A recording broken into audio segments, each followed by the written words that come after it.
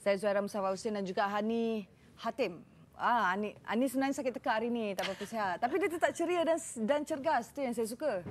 Ya, kita kena bersikap profesional dan kita kalau dah suka kerja kita, kita tak boleh nak komplain kan? Betul. Okey, dan bersama kami pagi ini bila saya dah baca dekat RO dan storyline saya macam, yes, Prof Muhaya ada hari ini untuk menceritakan tentang ibu penyayang bahagian pertama dengan iaitu Siri Cilik Family ya. Betul. Prof. Terima kasih. Ya, betul. Okey, Prof. Teruskan, Prof. Ya. Assalamualaikum warahmatullahi wabarakatuh pada Hani dan Ira. Ya, hari ini nak bercakap tentang ibu penyayang ya. Sebab apa? Cuba kita fikirkan. Kita semua ni bangun pagi-pagi rasa macam mana? Dan sebenarnya kuasa paling besar atau emosi paling bagus kita ada ialah sifat penyayang. Sebab perhatikan Allah Subhanahu Wa Taala telah memberikan cuma 1% kasih sayang Allah. Dan kasih sayang itulah yang memberikan ibu sayang pada anak. Walaupun haiwan, ibu haiwan bersayang pada anak dia. Kenapa saya pilih tajuk ni? Sebab kita akan mengadakan Celik Family, Siri Jelajah di mana selepas beberapa kali saya mengadakan seminar dan sebagainya, kadang-kadang kita buat satu-satu ya, celik mam, celik kid, celik tim budak-budak. Tapi banyak ibu-ibu yang berkata, Prof, kami aja yang dengar, kaum bapa tak dengar. So kalau ibu saja nak berubah, bapa tak boleh berubah, maka kita mesti celik hati seluruh keluarga itu. Sebab semua orang nak bahagia kan. Tetapi seorang itu tidak akan bahagia kalau keluarganya tak bahagia dan keluarga itu tak bahagia kalau mak ayah tak bahagia. Jadi Hani dan Ira ya, perhatikan Hani dah jadi ibu ya. Ira insya-Allah ya.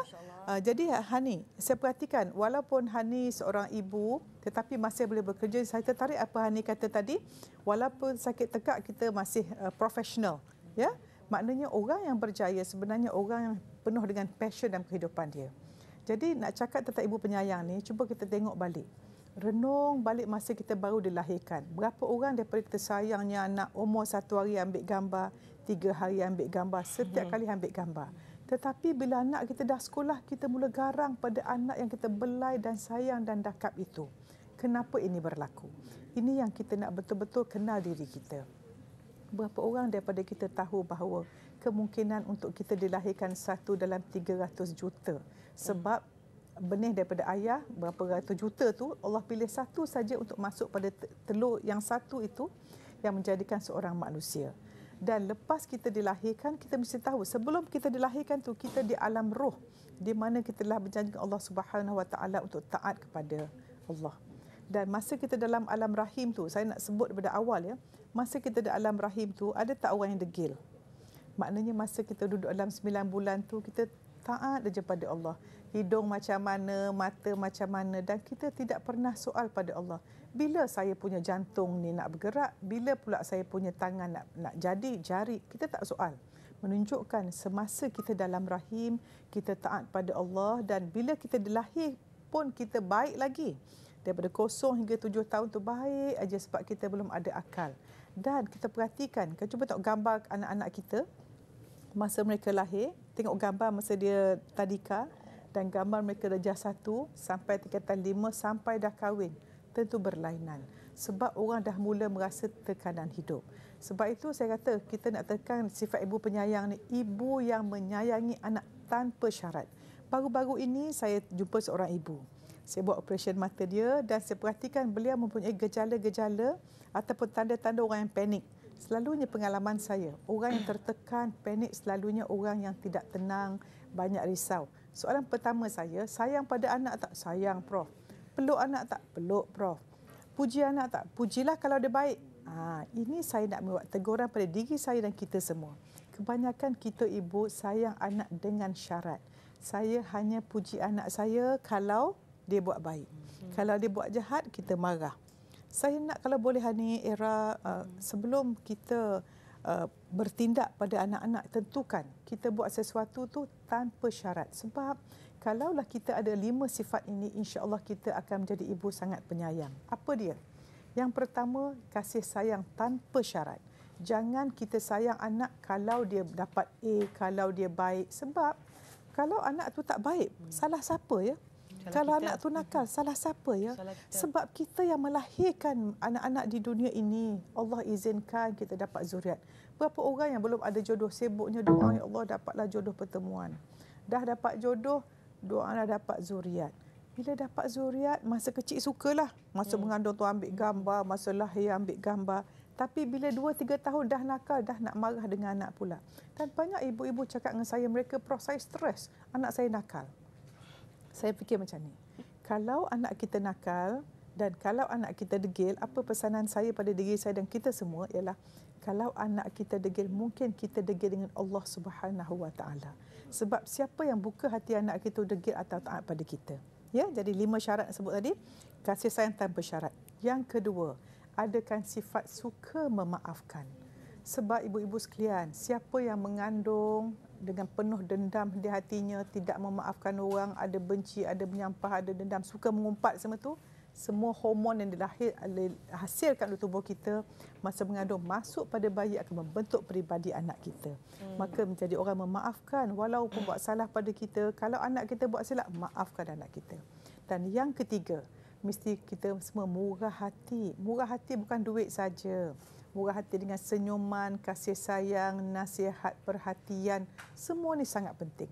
Dan yang keempat, paling penting, jangan ada di antara kita, ibu-ibu sekalian, tidak menjaga hubungan dengan Allah Subhanahu Wa Taala.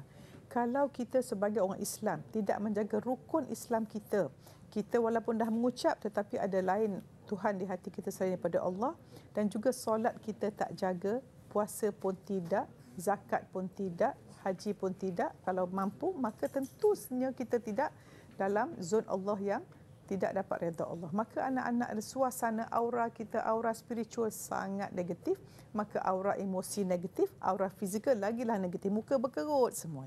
Ya? Dan yang keempat ialah hubungan dengan Allah. Yang kelima ialah bila kita ada 4 sifat ini, iaitu kasih sayang tanpa syarat, suka memaafkan, murah hati, dekat dengan Allah, insya-Allah ketenangan abadi akan datang.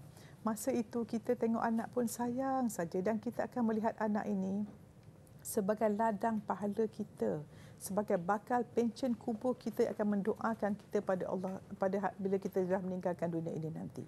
Dan saya nak sebut lagi, ibu penyayang ni bukan dengan kata-kata saja. Para ibu sekalian, tentukan masa kita kecil tu kita dakap anak kita kan. Masa kita menyusu, kita pandang mata dia. Jangan masa menyusu duk SMS, masa menyusu duk Facebook. Dan saya perhatikan, baru tadi saya bercakap dengan beberapa orang di luar studio ini, sekarang ni kita ada budaya terlampau teknologi menguasai kita. Sepatutnya kita menguasai teknologi. Ya, tidak ada ruang langsung seperti orang ni era, tidak ada. Macam saya pun sama, terus nak ke Facebook. Tetapi saya fikir macam ni, apa kita buat sebenarnya mempengaruhi masa depan kita. Setiap kali kita Facebook tu, kita tanya niat kita, nak cari berita, nak cari ilmu, nak beri perhatian, nak mencari perhatian, nak cari pahala, nak cari dosa, nak cari Allah redha atau Allah murka, ataupun kita nak buat maksiat ataupun buat ketaatan. Dan ingat ibu-ibu sekalian, ibu penyayang ini satu dengan kata-kata, satu dengan dakapan, satu dengan penghargaan, satu dengan pujian. Sebab kajian menunjukkan kanak-kanak yang dilahirkan dengan penuh kasih sayang belajar menyayangi. Ibu-ibu sekalian, kalau kita suka kutuk atau kritik anak kita, imej diri dia akan turun. Dan manusia ini akan bertindak berdasarkan imej diri dia. Apa imej diri dia ialah apa dia fikir tentang diri dia dan apa dia fikir orang fikir tentang diri dia. So kalau kita sentiasa mengutuk anak kita, awak ni tak pandai, awak ni kacau adik, subhanallah. Setiap kata-kata negatif masuk dalam racun, sebagai racun dalam minda bawah sedar kita. Saya rasa sangat penting bagi kita semua jangan hanya fokus kepada minda akal saja. Kita ada anak yang ada akal, yang ada hati, yang ada emosi. Belailah anak-anak itu dengan kasih sayang. Ya, setakat ini Hani, bila Hani ada anak kan? Umur Hani, anak Hani berapa ni? Belum nak masuk setahun. Lagi seminggu nak masuk setahun. Masya Allah, dah nak berjalan ya Hani. Selalunya kita kalau anak umur nak setahun ni kita sibuk. Bila anak nak pandai berjalan? Ya, betul Hani? Tak apa, saya okey. Okey. Saya tak nak dia berjalan. Oh, suka dakap anak. Bagus. Sebenarnya saya nak tekankan di sini, kebanyakan kita daripada ibu dan saya pun dulu masa muda-muda dululah, selalunya sibuk sangat bila anak nak sebut 1, 2, 3, pandai kira, pandai berjalan. Itu bagus, tetapi apa kata kita tingkatkan dia panggil tauhidik mindset ataupun pemikiran ketuhanan di mana anak-anak itu tahu bahawa ada Tuhan yang mencipta dia. Ada Tuhan mencipta alam. Bila orang ada sifat ketuhanan, Masya Allah, mereka menjadi seorang sangat accountable. Mereka ada inner GPS sendiri. Mereka tak payah dicakap apa dia buat. Sebab orang yang bijak, ibu penyayang ialah ibu yang memberi contoh yang baik. Ibu penyayang ialah ibu yang menentukan apa yang mereka tinggalkan kepada anak kita. Selalunya kita sibukkan nak tinggalkan harta. Tak sepenting apa kita tinggalkan dalam jiwa anak kita.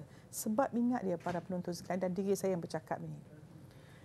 Bila kita biarkan anak kita ke tempat yang lain daripada mata fizikal kita nampak, ya, kita selalu nak jaga anak, nak pegang, tak boleh sebab mereka akan membesar, akan pergi mana-mana saja. Bayangkan mereka nak hidup dengan kompas kehidupan yang mana. Kalau kita masa anak kita kecil tu, kita didik anak hanya untuk mendapat keperluan hidup. Contohnya belajar, kerja, dapat beli rumah, itu benda sangat cetek.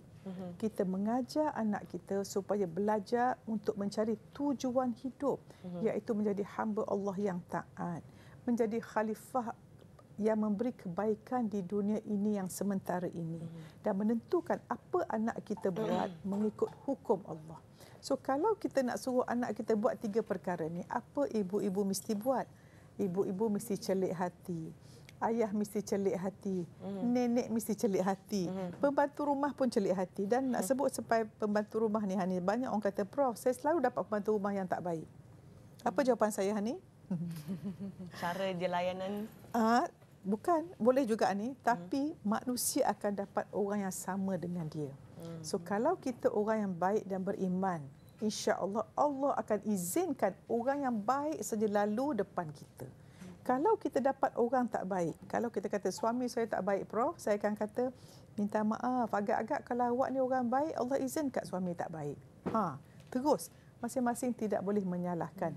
Dengan sendiri kita mengambil tanggungjawab atas semua yang berlaku pada kita, maka kita menjadi seorang yang sibuk memperbaiki diri, kita akan selalu refleksi diri. Sebab itu dalam seminar ini kita akan refleksi diri, lihat diri, kenang diri, lakukan perubahan pada diri, dan kita akan cuba setiap hari, setiap berlaku mendapat inspirasi atas setiap apa yang kita tonton, kita baca, kita tengok, kita alami, dan kita lakukan transformasi diri.